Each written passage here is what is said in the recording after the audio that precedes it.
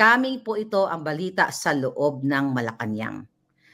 Hindi ko to information, galing sa loob ng Malacanang.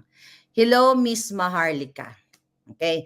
About last night, Michael Ma and Lisa plan sa protest rally kapag pumunta na yung tao sa Malacanang. Kinakabahan na po sila.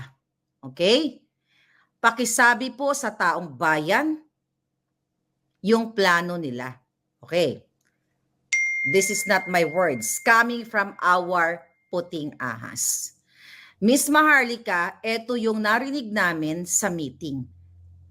Please, sabi niya dito, please protektahan niyo po yung aking identity. Baka magurgur ako. They going poison nakalagay dito.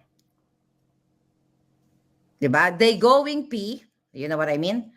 Through spray or air, lahat ng pupunta sa Malacanang.